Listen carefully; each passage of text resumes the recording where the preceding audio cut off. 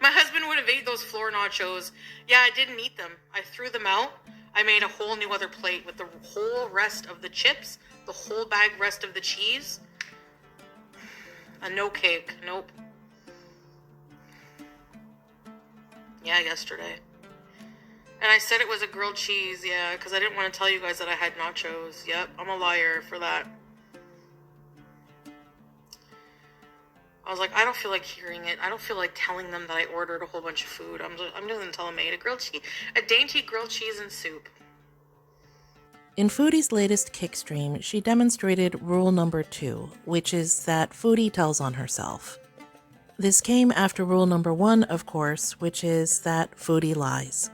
In this video, let's take a look at her latest lie, which is about an imaginary grilled cheese sandwich. This actually goes a lot deeper than a couple of little white lies though, so let's go back a few days to when she ordered the KFC and then Chinese food. As a reminder, that was the day that she said she wasn't feeling very well and would not come live. Well, I was not in a great mood earlier, Alien. I wasn't feeling too good, you know? Yeah, I'm not feeling the greatest. Ramadan Mubarak for those of you who celebrate, which is probably nobody in my chat. But it's just that, like, it's a mixture of things. You know, I'm just up and down with my mood sometimes, and I had a bit of a headache, and then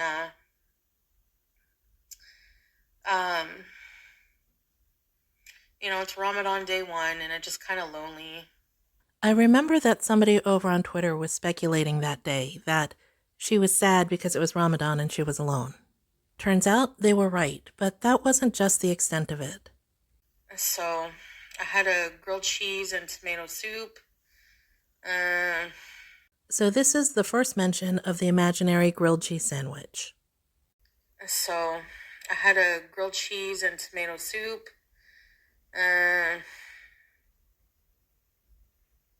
Ramadan blues. I don't know. Just one of those, like, days. I watched, like, a whole bunch of horror movies. Rosemary's Baby is, like, my comfort movie. And here's BG and I watching movies today, relaxing. I put the TV in my bedroom because it's just less temptation for her to run around. For those of you who don't know, BG just got spayed, so she's supposed to be resting peacefully while she heals up. The TV used to be in the living room, which is a much bigger open space. So I don't really feel like doing much tonight. Maybe tomorrow I'll feel a bit better, but I'm going to try, like, keeping up the fasting, so. We will later find out that she spent most of this day overeating, so everything she says about how she feels has to do with that. As for the gym, well, yeah, I gotta go back to the gym. I have a really bad headache today. Grilled cheese and tomato soup. I'm trying to eat what I have here. But because I have to cook stuff, I'm just like, whatever. I really gotta watch it, guys. I gotta, like, eat less because we are, you know, vacation is among us. So that was big lie number 2. She is not eating what she has. She used DoorDash 3 times that day. Anyway, it's nice to talk to you guys. I don't feel normal if I don't talk to you guys. I'm sorry if I'm a bit irritable, but oh man, I just feel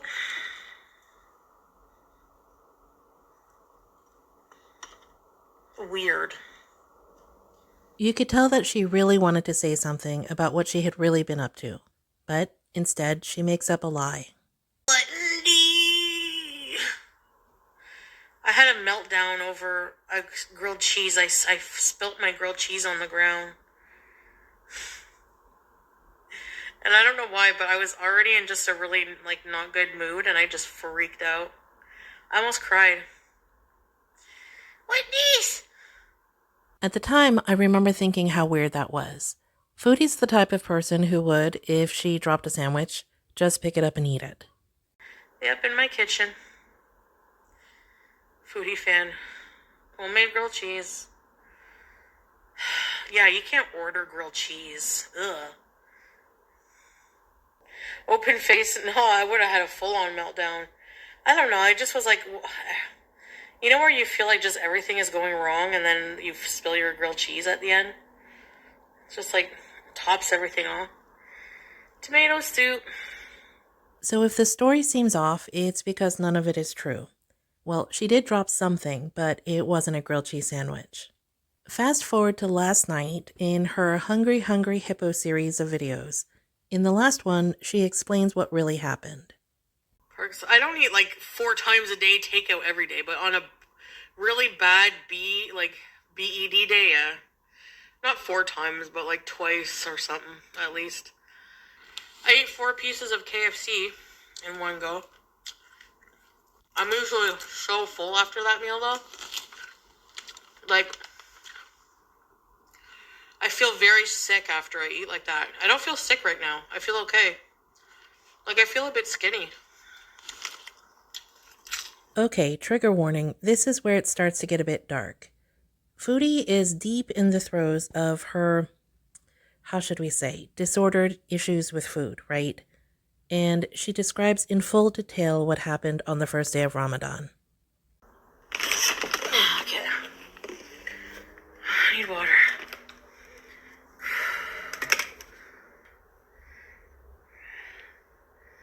Oh no, the DoorDash is on that. I can't tell you now. Wait. Oh, I almost forgot. That was big lie number 3. Foodie said she deleted her food apps, right? But it turns out she only did it to one of 2 phones. First meal at 11:44. I ordered a 4-piece original recipe box from KFC, all white meat with wings, with a popcorn chicken, a snack puts in, coleslaw, and a Diet Pepsi. Okay? Then, the fuck did I order? Oh, here it is. Then at 4:14, I ordered brisk lemon iced tea, a chicken egg roll, a pick 2 combo, lo mein noodles, beef and broccoli, honey garlic chicken. Okay? At 5:19, it's so ridiculous. I ordered great value ketchup chips. So she had 2 fast food meals, KFC at 11 and then Chinese food around 4, and then she used DoorDash to get groceries. Medium salsa, bag of cheddar, mozza cheddar, Jack Link's Duo Tender Bites Buffalo Style and Ranch Chicken Jerky, peace tea, iced tea, Tostitos with a hint of zesty cheddar, and a lemon curd cake. And I was really obsessing over the lemon curd cake. Okay? Long story short, she did not get the cake. She just got a whole bunch of crap, and she ended up trying to make nachos. The DoorDash guy, I tipped him like $15 on a $50 order, and he didn't give any fucks. He didn't respect my substitutions I carefully chose. Like, I wanted something like lemon loaf or something. He didn't bring anything. Did you catch that? She spent over $60, over $65 actually, on crappy snack food. And she's pissed because she didn't get lemon cake. So because I didn't have my lemon curd cake, I was so fucking like pissed and acting like a big fat bratty baby. I was all pissed and I was making my nachos. I put a big plate of nachos on the plate. Put the nachos on the plate, salsa, half the bag of cheese, put it in the microwave, impatiently waiting. I grab the plate of hot nachos and I go to lay on the bed. And you know how I dive on the bed? All the fucking nachos fly in the air and go all over the floor. Now this story, I believe. Just picture it. Foodie has moved the TV into the bedroom, and she's planning a whole day of just sitting there and eating snacky foods. Instead, she tries to flop down on the bed with hot nachos, spills the whole kit and caboodle, and then has to clean it up. Oh, to be a fruit fly on that wall. I freaked out. You should have heard me. Oh my God, I'm such an idiot. So that's how it goes. So for me to make a home cooked meal today, a normal meal, and then to have one single meal at Silly Billy, and then have like a reasonable healthy snack, low fat popcorn later, is pretty fucking good compared to what I normally eat on a daily basis. That's what I'm trying to tell you. If you only knew. If you only knew.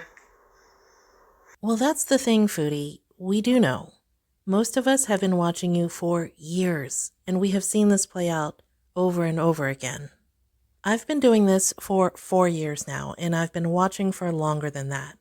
Why? Because I think she's interesting.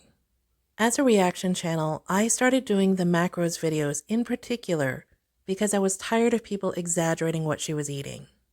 I knew that if you took the time to look everything up, the real numbers would be scary enough. So no, Foodie, we're not exaggerating. We do know what you do. We've seen it. Yeah, because you feel it's shameful. Like, I really just want to cry, like, in a corner.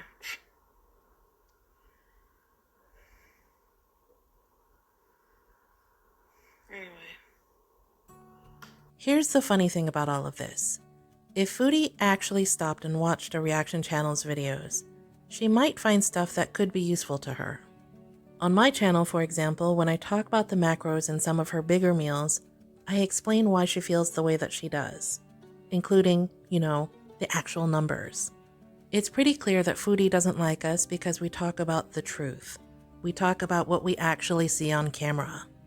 Unlike her hug box that likes to tell her to go to the food court, we talk about the very dark path that she's headed down. Drop me a line in the comments and let me know what you think. I'd love to hear from you. Yeah, yesterday. And I said it was a grilled cheese, yeah, because I didn't want to tell you guys that I had nachos. Yep, I'm a liar for that.